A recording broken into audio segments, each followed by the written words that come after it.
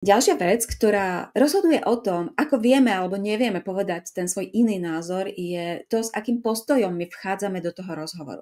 Ak do rozhovoru idete s postojom, že teraz chcete tomu druhému ukázať niečo, ukázať v úvodzovkách, alebo s postojom, že môj názor je jediný správny a ten tvoj, nech si hovoríš, čo chceš, ja ho nepríjmem, lebo len ten môj je správny.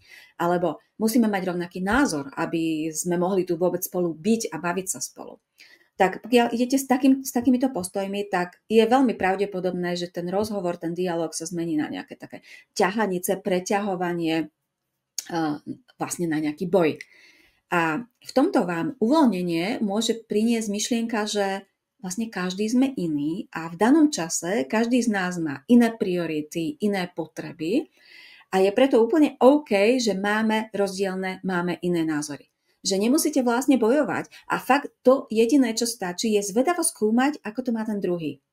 A veľmi v tom pomáhajú otázky, že vy vlastne môžete to preskúmavanie toho postoja toho druhého robiť aj tým, že mu dávate otázky. Že dáte otázku napríklad, aha, a čo je pre teba na tom také dôležité? Alebo čo ti to teraz prináša? Alebo čo by sa zmenilo, keby sa ľudia začali riadiť tvojim názorom? Prečo je to vlastne? Tými otázkami sa snažíme zistiť, čo má ten človek za tým svojim presvedčením, za tým svojim názorom, pretože vy keď pochopíte tú jeho potrebu, ktorá je za tým jeho názorom, tak pochopíte oveľa viac jeho